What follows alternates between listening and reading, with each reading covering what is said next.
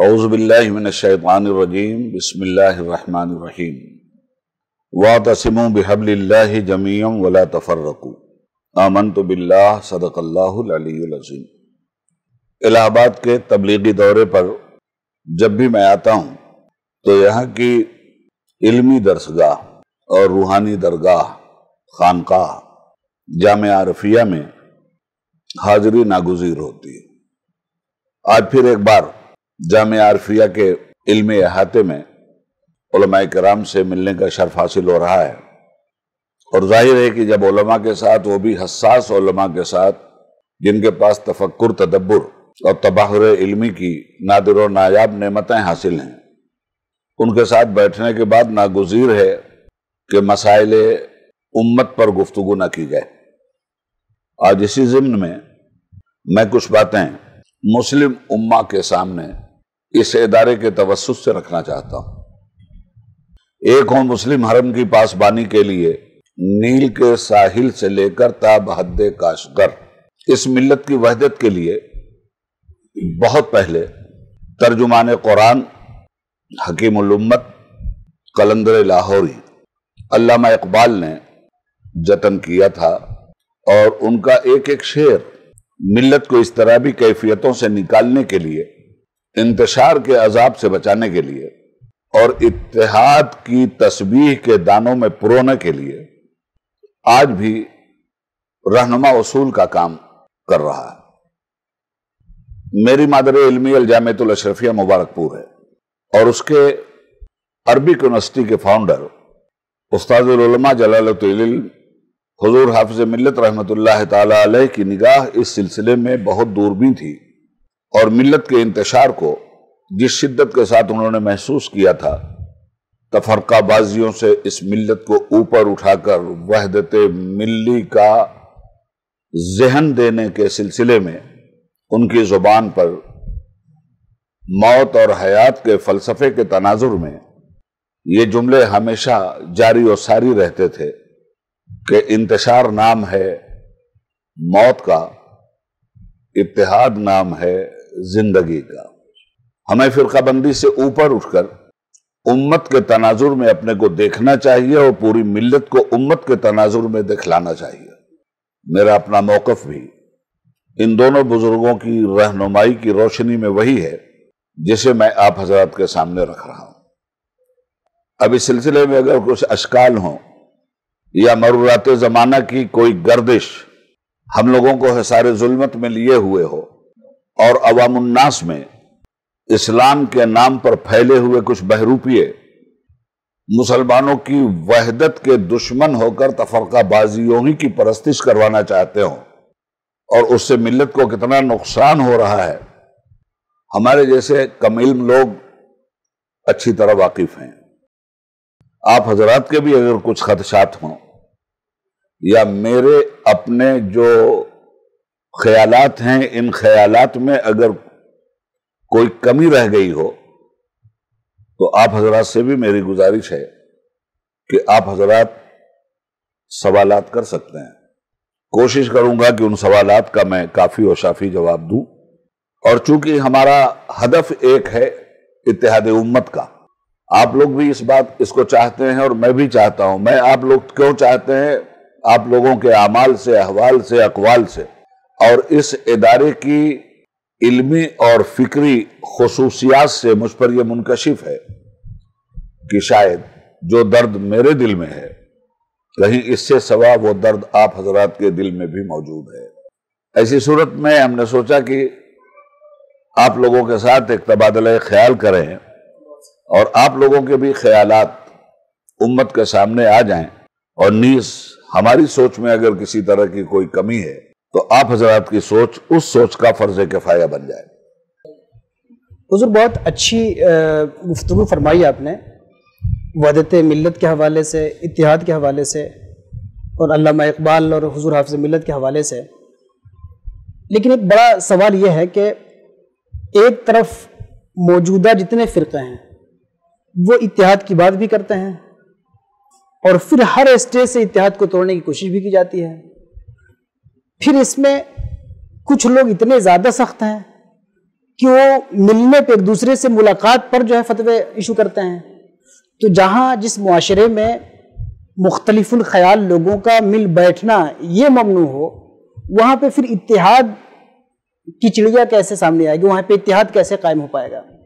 اور پھر اس کے بعد یہ شکایت کرنا جو ہے ہمارا کس حد تک درست ہوگا کہ ہم کہتے ہیں کہ یہ ہمارے مخالفین کی سازش ہے کہ انہوں نے ہم کو توڑ کے رکھا ہے کہ ہمارے دربے انتشار ہو جائے.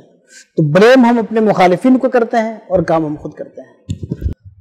میں سمجھتا ہوں کہ اتحاد اور اختلاف اس پر ہر پلیٹ فارم سے گفتگو ہو رہی ہے، اور ہر پلیٹ فارم اس مشترکہ خواہش کا اظہار بھی کرتا ہے اور اپنے متعلقین تک وہ اپنی بات پہنچاتا ہے کہ ہم تو اتحاد چاہتے ہیں. دراصل دوسرا طبقہ اتحاد نہیں چاہتا، مگر افسوس یہ ہے کہ جب آدمی اتحاد نہیں چاہتا تو لفظ اتحاد کی عمیق گہرائیوں میں اترے بغیر اتحاد کی بات کرتا ہے. اور اسی طرح اختلاف کی کہ ان زہریلے اثرات کو سمجھے بغیر اختلاف کو یوں ہی ہوائی میں مٹانے کی بات کی جاتی ہے. سب سے پہلی بات یہ ہے کہ لفظ اتحاد پرمعنی کب بنتا ہے اور اس کی اہمیت کب اجاگر ہوتی ہے. اگر آپس میں کوئی اختلاف ہی نہ ہو تو پھر لفظ اتحاد کی حیثیت کیا رہ جاتی ہے؟ اس لفظ اتحاد کی حیثیت، اس کا مقام، اس کی عظمت اور اس کی افادیت اور معنویت اس وقت سمجھ میں آتی ہے جب اختلافات رہتے ہوئے بھی کسی مشترکہ مسئلے پر لوگ متحد ہو جائیں، تب یہ لفظ اتحاد اپنا ورک شروع کرتا ہے. افسوس یہ ہے کہ اس زاویے سے نہ اتفاق کی معنویت کو دیکھا جاتا ہے، نہ اختلاف کے زہریلے اثرات پر نگاہ جاتی ہے. اختلافات ختم ہو جائیں یہ بالکل بے معنی بات. نوع انسانی کی فطرت ہی کچھ ایسی بنی ہے جو اختلافات کی رنگا رنگی کے ذریعے اپنے دامن میں چھپے ہوئے اتحاد کی علامت کو اجاگر کروانے کے لیے انسان کی عقل، انسان کے علم، انسان کی فکر کے دروازے پر دستک دیتی ہے. آج کی ہی بات نہیں ہے، اس امت میں اختلاف کب نہیں رہا ہے. شروع سے اختلافات کی ایک ندی بہ رہی ہے اور اس کے مختلف دھارے ادھر ادھر جا کے اپنی جگہ بھی بنا رہے ہیں. یہ اختلاف تھا، اختلاف ہے، اختلاف رہے گا. اختلاف دراصل امت کو ہلاکت سے بچانے کے لیے اگر کیا جاتا ہے تو اس اختلاف کے اندر بھی رحمت کے آبشار پھوٹتے ہیں. اور اگر اختلاف عصبیت کے حوالے سے کیا جاتا ہے، نفرت کے حوالے سے کیا جاتا ہے، ذاتی عناد کے حساب سے کیا جاتا ہے، اپنی ٹوپی اونچی رکھنے کے لیے کیا جاتا ہے، کتمان حق کے لیے کیا جاتا ہے، حق کو سمجھنے کے بعد بھی حق کو فراموش کرنے کے لیے کیا جاتا ہے، اور باطل کو حق ثابت کرنے کے لیے کیا جاتا ہے، تو یہی اختلاف کسی بھی قوم کی ہلاکت کا سب سے بڑا سبب بنتا ہے. ہم حنفی لوگ چاروں مسلوں کو برحق مانتے ہیں. اب میں مذہبی نقطہ نظر سے بات کروں، مگر اختلاف کتنا بڑا ہے. آپ لوگوں سے کہا جائے کہ یہاں ہاتھ باندھ کے نماز پڑھیے، پڑھیں گے، اور شافعیوں سے کہا جائے کہ یہاں ہاتھ باندھ کے پڑھیے، پڑھیں گے. مالکیوں اور حنبلیوں سے کہیے کہ ہاتھ چھوڑ کے مت پڑھو، بس یہاں باندھ کے پڑھو یا یہاں باندھ کے پڑھو، پڑھیں گے. آپ آمین بیل جہر کیوں نہیں کر رہے ہیں؟ دوسرا تو کر رہا ہے، اختلاف نہیں ہے. آپ بسم اللہ زور سے نہیں پڑھ رہے ہیں، دھیرے سے پڑھ رہے ہیں، دوسرا تو زور سے پڑھ رہا ہے، اختلاف نہیں ہے.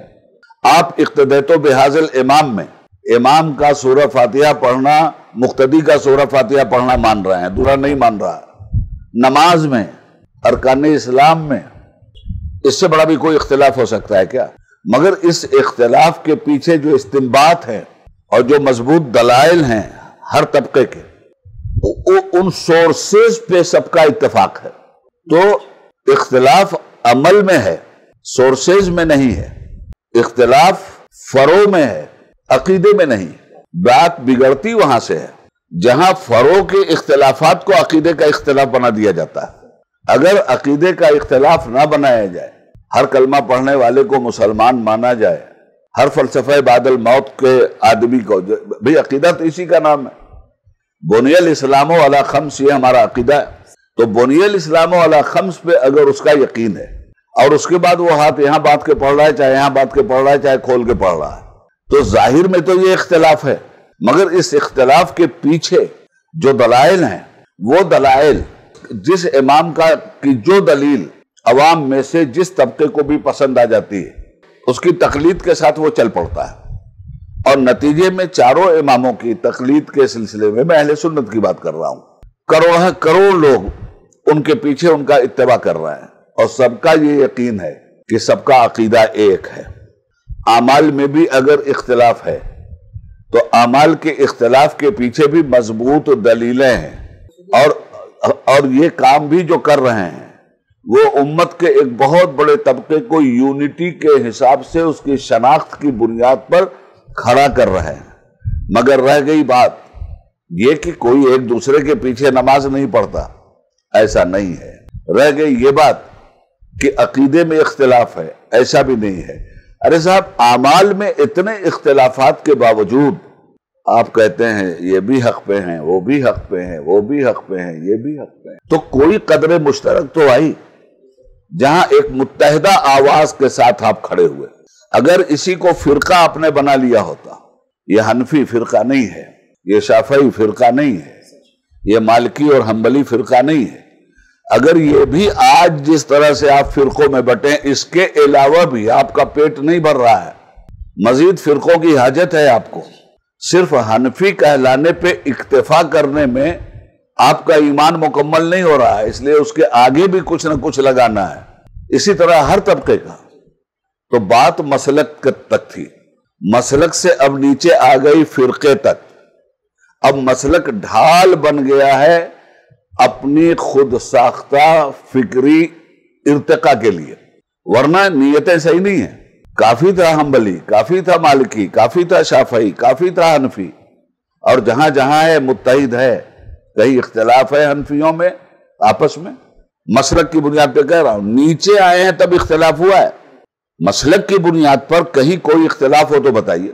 جب آپ نیچے آ کر ایک فرقہ بنے، اچھا مسلک بھی جو ہے، اس کو میں فرقہ اس لیے نہیں کہہ رہا ہوں کہ یہ باقاعدہ اسلام کی شرح و بست کو سمجھنے کی ایک علامت ہے، اور پھر اس کی وہ اہمیت نہیں ہے جو عقیدے کی اہمیت ہے اور جو نص کی اہمیت ہے.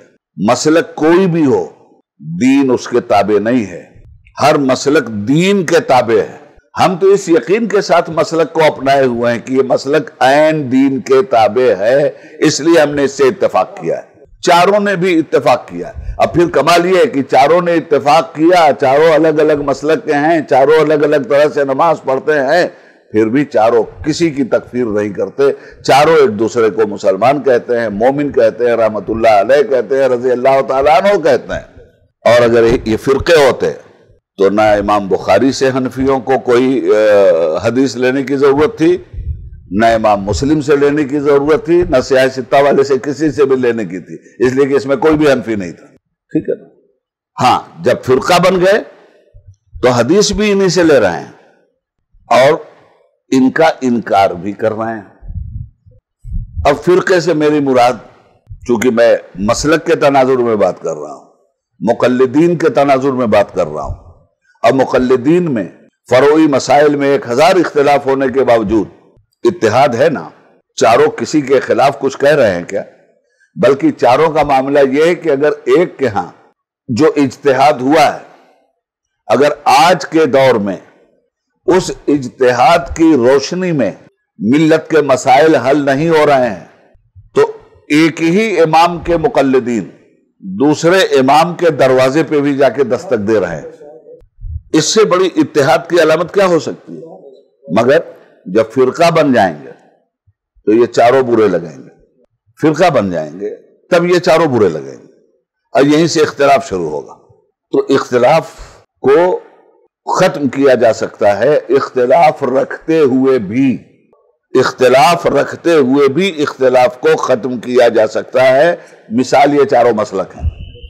فرقے کہیں نام سے بن گئے لوگوں کے، اور کہیں شہروں کے نام سے بن گئے، کہیں قصبوں کے نام سے بن گئے، اور پرورش کرنی تھی فرقوں کی، آڑ لیا سنیت کا، آڑ لیا مسلک کا، آڑ لیا لوگوں نے قادریت کا اور چشتیت کا اور اس کا اور اس کا، مگر کیا کسی چشتی نے کسی قادری کو برا کہا؟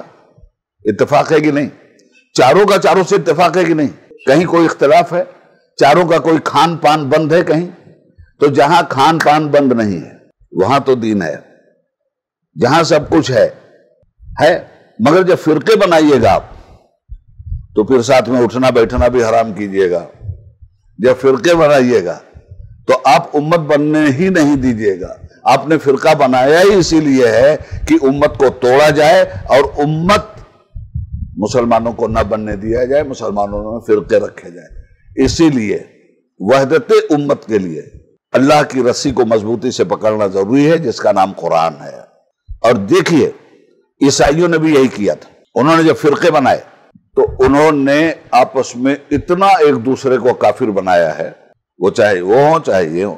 ان کی روش پہ جگہ جگہ کہا گیا ہے، قرآن میں بھی حدیث میں بھی، کہ اگر ان کی روش پہ چلو گے تو تمہارا بھی ویسے ہی انجام ہوگا۔ کہا گیا یا نہیں کہا گیا؟ غلط کہہ رہا ہوں تو مجھے سمجھا دیجیے آپ لوگ۔ تو چلی جب امت تو انجام بھی وہی ہو رہا ہے، گھر گھر فرقہ۔ امت کی بات کیجئے تو سارے فرقے والے مل کے آپ کو کافر بنا دیتے ہیں۔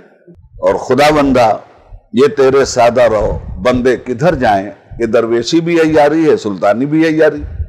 اب آگے آئیے، ایک بہت نازک بات کہنے جا رہا ہوں، میری اصلاح کر دیجئے گا آپ لوگ کہیں سے غلط ہو تو۔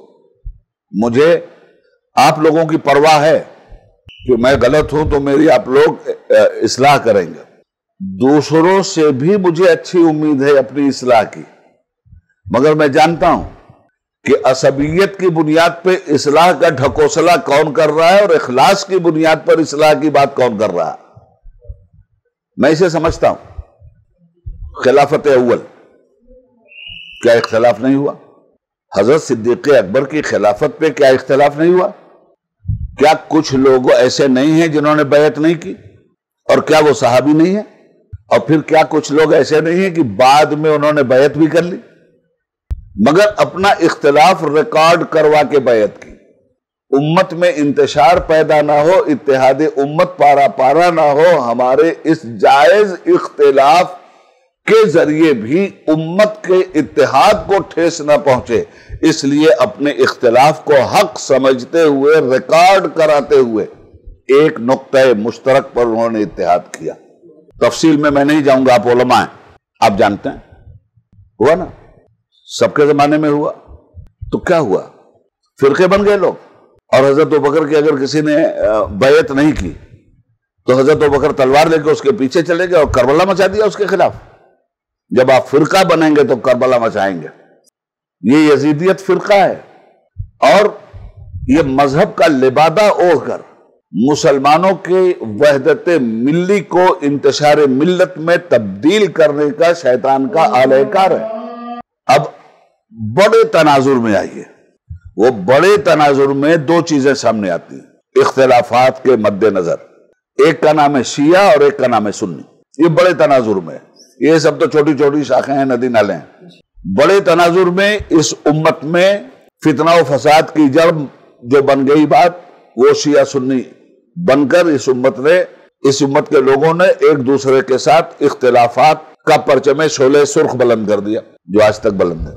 تو بھائی اگر واقعی اتحادی امت چاہتے ہیں تو امام حسین علیہ السلام جو رسول پاک صلی اللہ علیہ وسلم کی فکر کے سچے ترجمان ہیں، اور جن کے قول و عمل پر انگلی رکھنے والا انسان اپنی انگلی کو جہنم کے حوالے کر رہا ہے، آئیے انہیں نمونہ بنا لیجئے۔